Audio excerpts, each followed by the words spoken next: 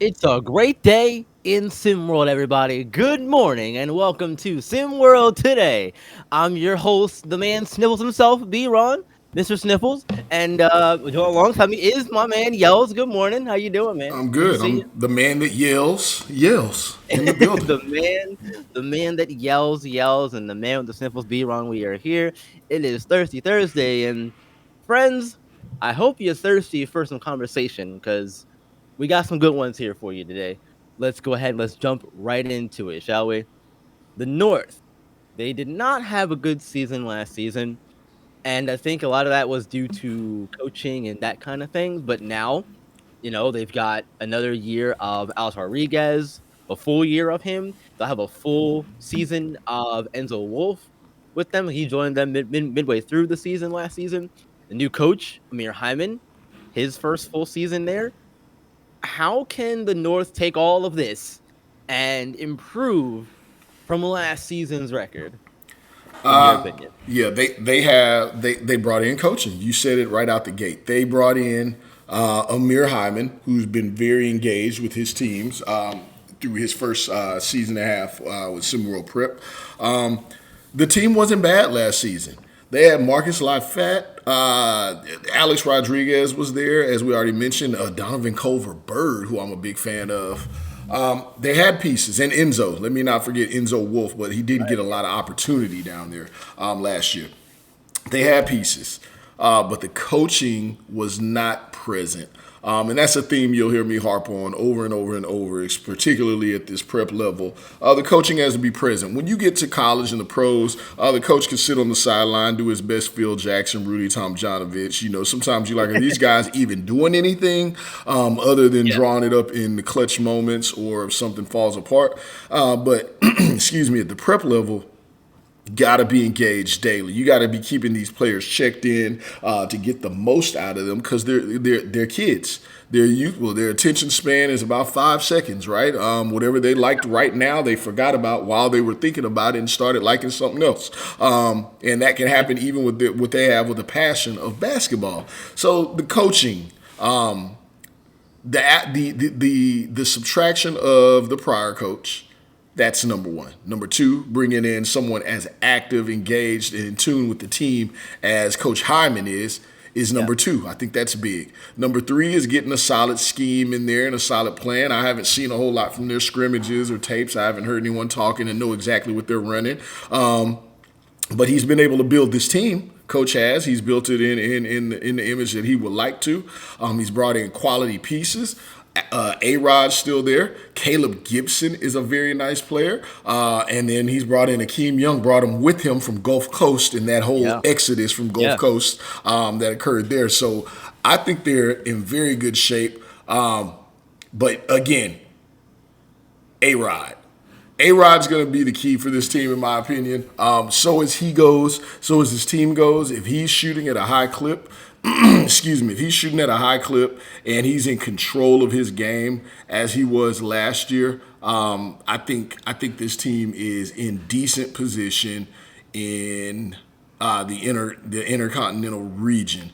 If he can get anywhere near his 15 or expand on his 15 plus points a game last season, shoot a little better than 42%, which he shot last season, led the team in threes, and then you have an inside presence now, like you did before.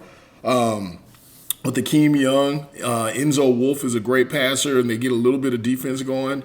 They're going to be okay. But before I hand it off, they are in a very tough region. Yeah. Yeah, no, you're absolutely right. Absolutely right there. And I look back at this team from last season, and one of the things that stands out to me most, you mentioned him earlier, Marcus Lafayette. You know, in the ground zero season, he was extremely talented, played really well, and we thought, okay, his second season will be better, and he'll be, it'll improve. It didn't. It got worse in some respects, and I feel like a lot of that, like we said, has to do with coaching. The coach wasn't engaged.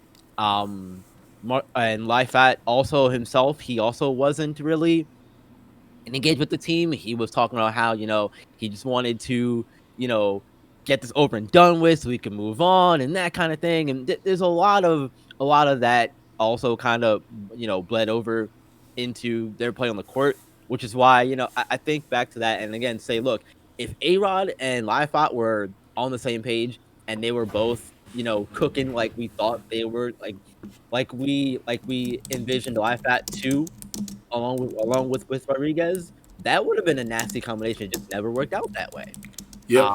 But they're like you said, they're returning A-Rod, they returning Fred Culver, returning Enzo Wolf, uh, Rodriguez and Donovan were the two leading scorers for them last season, 15.2, 13.3 points per game last season for them. And the I think their biggest addition, no pun intended here, is going to be Akeem Young.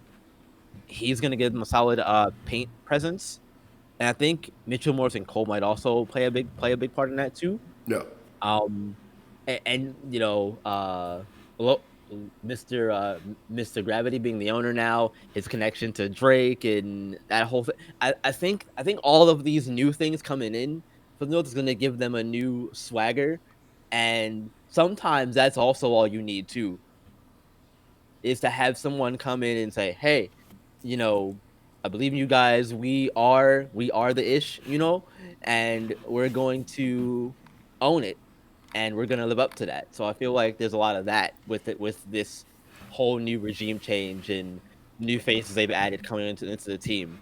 So there's a lot of good here, I think, and I do think that all of that stuff and things you mentioned earlier, Yells, will play a big part into why they have uh, a better season than last season. They So only won what was that? 9 games last season in the Arctic Division. So we're not doing divisions, we're doing regions this season, so a little bit different in terms of that stuff. But I think they easily get above 9 wins this season. yeah, I think they'll have a better showing. The output is not always gauged in wins. I know I'm gonna get beat up for Yes, that. yes, no, People you're say right, what you're you right. say, but the truth is the truth, man. I'm not gonna change what I'm saying. The truth is the Yeah, truth, and the reason I say that is because as long as they put on a better showing, that's what we're looking for. They're yeah. by default they have to play each team in their region 2 times. I believe that's how the schedule's set up. They're gonna have a hard time with Africa. They're probably gonna have a hard time with Asia Pacific. Europe, we don't know that's a catch bag of what it may be if Ivanov is what we think he is, and but that could be potentially tough. And then Oceania is going to be tough. So within their division alone, there's going to be some battles. So, but I'm I'm, I'm I'm rooting gonna for jump them. in real quick here because I'm looking at the regions. It looks like the North are actually in the Founders Oh my region. God, am I totally off base here? Oh my The North, goodness. the North are in the region with Bad I'm Boy Deep in wilding the East, out. I'm Top wilding out Five, this morning. Look Philadelphia, at me. Look at me. Lakeshore, Now everything I Frontier. said has no validity, everyone, right? I don't care, whatever. Hey, so they're in an even tougher region because they got to Yeah, look no, at but BC East. They that's got to the look at point. Philadelphia. People sleeping on Yeah, Gotham 5. There's a guy by the name of Jordan, and I'm not talking about Michael Jordan. D'Angelo Jordan out there at Lakeshore Drive. That's going to be tough. And did I mention in the same region with Coop yep. Flag, the originators, and that big giant front court they have. 9 wins is lofty, man. They're gonna be fighting. Drake gonna have to get on the court and buy some wins or something. So it's gonna be a battle, though. I'm rooting for them. I mean, that's why you play the game. You get on the court and see what's actually gonna happen. But that is an awfully tough region, man. Yeah, agreed. Agree, 100%, 100%. From one team we're rooting for to maybe another one that we're also rooting for to, maybe for a different reason though. Southeast Select, they've undergone a lot of change. The biggest one, obviously, the elephant in the room being no more Trey Turner on to Tennessee. That changes that team hugely, in my opinion. Me and Siege are both on record though, saying that Southeast Select will make it back to at least the Fatal Four of the Race to One next season. But if they make it back to the championship of the Race to One for this coming season, will that be a surprise to you? I don't think we've talked about this in any form of fashion, so I'm interested to hear your opinions on that. Absolutely, it will be a surprise to me. I think we're going to find out exactly what Coach Lee's made of. We're going to find out what some of these players on this team are made of this season, Mhm. because the strategy is clearly going to be very different. They played kind of methodical and pace last season. They turned up the pace when they needed to, but it was heavily reliant upon not just Trey Turner's ability to score or the fact that he scored and was able to hit that deep three. There were two other Right. things that were factored in there because nothing's in unison, right? All things have multi factors. They're not in a vacuum. His ability to space the floor, which is what allowed other people to get buckets at times. Terrell Pearson, I'll take nothing away from what Terrell Pearson did last season off that bench, coming in and spelling Trey Turner. But when Incredible. they were on the Incredible work. yeah, yeah, yeah. When they were on the court at the same time, though, it was almost deadly because he had the room to operate, even more room to operate, shall I say? So that's one. And then two, defensively, Manasseh Warnick, Keandre Baldridge, Kadarius Stack up there up front. That three-headed monster is no longer there. They did bring in another 7-footer, but just because someone's 7 feet doesn't mean that they do the same things. Keandre, Kadarius, and Manasseh were a three-headed monster. They were almost like the old school Bulls when they had Bill Winnington, Luke Longley, and they always had just a trio of big Big guys man. that Yeah. put their arms up in the middle and defended the paint, right? We're not even talking about offense. Breck Backer, far more skilled offensively than outgoing Manasseh Warnick. But defensively, I mean, I don't even think he's 200 pounds yet. So he's going to get moved around in the paint. So moving away from those two factors being different, Gabe Pope has to make a significant jump. I know everybody likes him, and it's the popularity contest. Everyone thinks he's a super cool guy. I do too. I love him. I love what he means to our league. And here in SimWorld Prep, I love his attitude. I love the commitment to the game, and I love the work he puts in. And there's clear progression, but he's got to make a significant jump. Let's be real here. Like, people got to be clear and honest. He's got to make a significant jump. There's an output that if no one's going to be able to shoot to the level of a Trey Turner, which they're not, there's no one on that team that's shooting like that. Ovin Carballo, knockdown shooter, not Trey Turner. Dexter Jackson, go get a bucket, not Trey Turner. Gabe Pope, offensively, looking a lot better, not Trey Turner. And what I mentioned Yeah. right at the start of this whole point, B. Ron, was not that they have to score, but they have to be able to create opportunities for other people via spacing. And I don't see Yeah. it on this team. I don't see it to that level. So it's not gonna be how it was last year. That's all I can really say is by default, losing Trey Turner puts you in a tougher position to get it done. Maybe they recreate their identity, and that's what I'm seeing. Maybe Coach Bradley brings in a different strategy that gets it That's done. what I'm thinking too. But he's gonna have to pull together quick. These are only 31 game seasons here in SimWorld Prep before Race to One. So maybe they pull it together late in the Race to One, like BC East did last year, to make a run all the way to the championship and win it. Possibly. But my money's on if they make it past the Fatal Four, I will be shocked, surprised, and in awe. Okay. Okay. So you do think they'll make it to the Fatal Four? No, Okay. Okay. Okay. I wanted to get that on record because I thought that's what you were saying, but that's fine. We got that clear. look. I mean, Uh, if I'm a betting man, he's done it before. I'll just say I'm not rooting against him. I won't be. oh no. Yeah. Right. I will be surprised if they make it there. If they make it to the Fatal Four, though. Yeah. So I'll also be surprised, but it won't be in a like, oh my god, I didn't think they'd do it sort of way. Mine more so comes from the standpoint of I mentioned it. I mentioned it the other day. Putting my trust and faith in Coach Lee. He's done it the past 2 seasons in World Prep, so I feel like he could do it again. But that surprise more so comes from doing it in a different way. So it won't be a shock and surprise, but more of like a I knew you could do it, but in a different but with a different format sort of way. That's still a surprise. It's a different kind. But I think they're gonna have a lot of work to do. But again, you kind of said all of it earlier that they're gonna have to do it in a different way than they were doing it the past 2 seasons with Trey Turner on that team. space on the floor was a huge part of their identity, as well as their defense. Yeah. I think their defense is going to be fine. That's not going to change too much from, in my opinion. But how they get their points, that's going to be the big change, and how they do that, that's going to be the huge thing. Because who's going to, I don't want to say replace the production of Trey Turner, but in a way they're going to have to. If that makes sense. Not to the same level necessarily, but someone or multiple people will have to combine to do what. To some kind of level, who's putting up 22 points a game and shooting Right. 66% from three? Where's that coming Right. from? Yeah, exactly. Where's that Right. coming from? And who's putting up 12 points a game in Mhm. 16 minutes per a la Terrell Pearson? Where's Mhm. that coming from now? Yeah. They gotta figure it out, and we'll see here. Pretty soon. What we got? 3 weeks left till season starts. Something like that. Time is Ooh, time is all it's an illusion. it's But coming. hey, yeah, it sure is coming.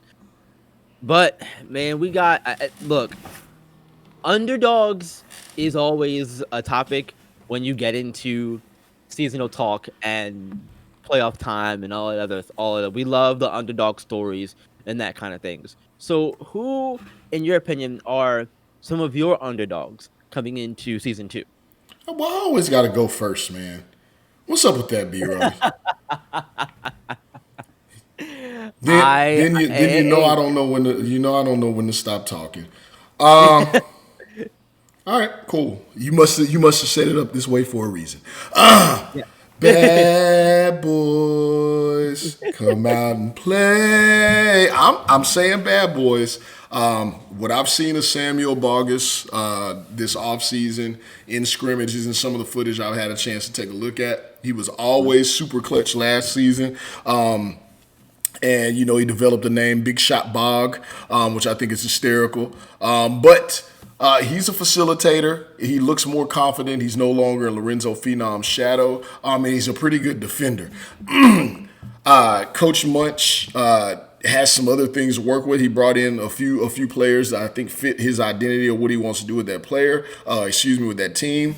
I think the pick and roll between Bogus and Malcolm Chamberlain last season was deadly, but Yeah. they didn't get to run it as often because you had Phenom there and you were obligated to make sure that the scouts are there to look them. So you got to drop it down there. You got Trey Greer who can go get a bucket out of Cleveland Heights, Ohio, and then they got a slew of big guys that just are gonna beat the hell out of players. They're old school bigs in my opinion. At least they're rough and rugged. They like to roll to the paint, defend the rim, and grab boards. Anything else may happen. Maybe they'll knock down an open jumper. So I think the fact that they have a clear cut identity, which from what I've seen, I think that makes them a bit dangerous. So that's an underdog for me. This next one, I don't know if people have them as an underdog. I feel like I haven't heard them talked about in that way. I know when some of the shows continue to do their season previews and all that, we'll find out. But Best Coast Ballers, I think they're gonna be pretty good. I think they're gonna be pretty Okay. good. I won't get into it. I've seen some footage and I've seen their play style, and I think it's gonna be hard for some teams to figure out how to defend, and I think they're going to be sneaky good on defense. The last one I'll go with is going to be G5. No one's talked about them. They made their late season move coaching wise, which always should be a scary thing. They brought in Coach Darius Simmons. We know how Bob feels about him. We know he's a pretty good coach, and it looks like he shook some things up strategy wise. I think it's going to be absolute chaos. There's a lot of ball handlers on that team. A lot. It's like classic New York basketball out there in five boroughs. So there's a lot of ball handlers. You're going to figure out, pick your poison, who you're going to stop from scoring. I think we're going to see a lot more of more team-oriented ball, or let me say a more mixed bag of what you may get or who may Yeah. put it on your head night to night. Night Yeah. after night. So those are my five dark horses or underdogs, if you will. And Okay. I think I Coach like it. Skinny would call himself an underdog. Shout out Rick Blaze calling him out for that. Let's say, yeah, my first one, Queen City Kings. No, I'm kidding. So I like Heartland a lot. Believe it or not. Benari James over there, I think that's a really, really big good get for them. I think he's gonna bring a lot of uh production offensively, and they have some players around him, the Hilario trio, Jaquan Johnson, AJ Blaylock. I feel like a lot of those kids are gonna be big helps too. Played young, and of course Brian Love's his coach as well. I you know one of those coaches who I respect and trust a lot in terms of how he can lead a team, that kind of thing. So I think that he's gonna have a good season over there. And Heartland was one of my underdogs. Similar to Landis as well, for the same reason. Coaching plays a big part in a lot of the stuff, and I feel like again, Tomas Kusa now returning to coaching closer to his home country. That's a big thing, and with Zilberman being there, Smith returning, Pearson's returning, Mickey Hartman also returning, Kenneth Klum switching, going from Europe to Atlantis. They have a lot of shooting over there with those four that I just mentioned. Yeah, big time. So I think they're also an underdog too. And another one here, I don't want to pick. I don't want to pick the same one as you. I So I'm mean, not go gonna for go. it. If the truth is the truth, let it speak, man.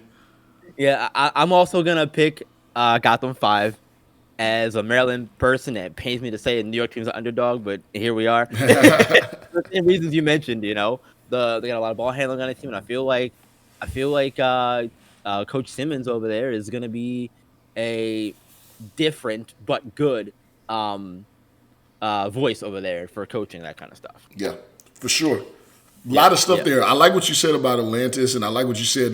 Your whole theme being the coaching, and the coaching makes lots of difference. Here at prep level, I've already said that, but I will say this. Coach Kusa, love Coach Kusa. Love that he returned to the homeland and he's sticking it out, trying to put that area and that region on the map. It's a good feel good story. But I will say this: feel good stories don't translate to wins. So, Coach K, yeah, you're going to have to bring it. Have your kids bring it. They yeah, got yeah.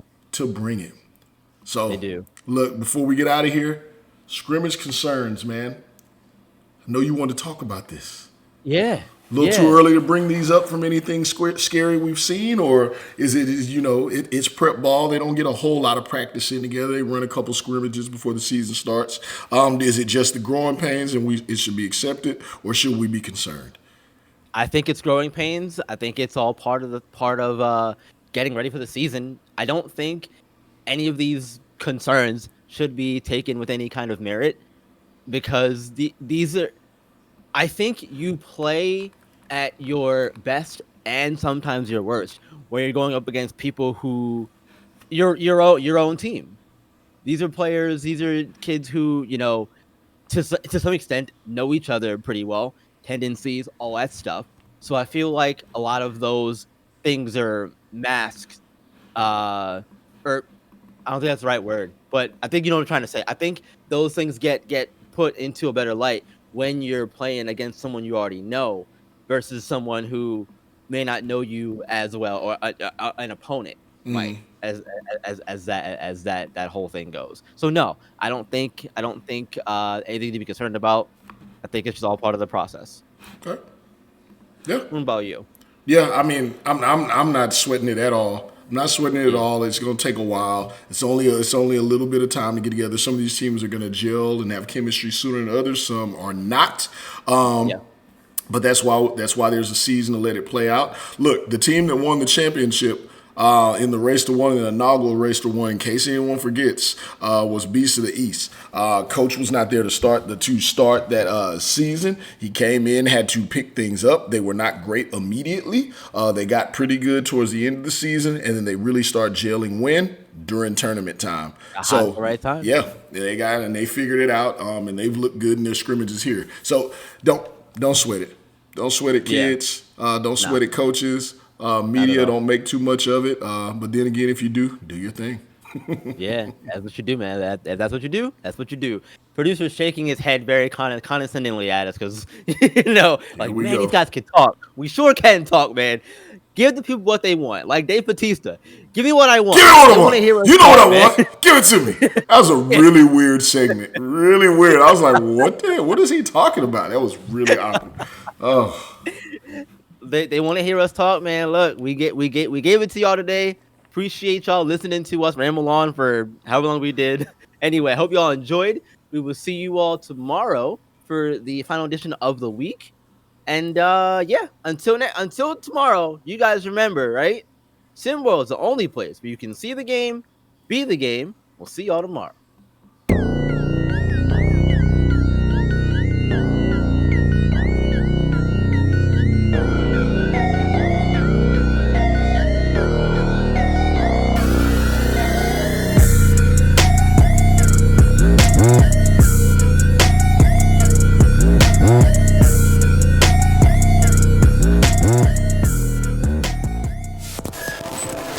This has been a presentation of SimWorld Sports.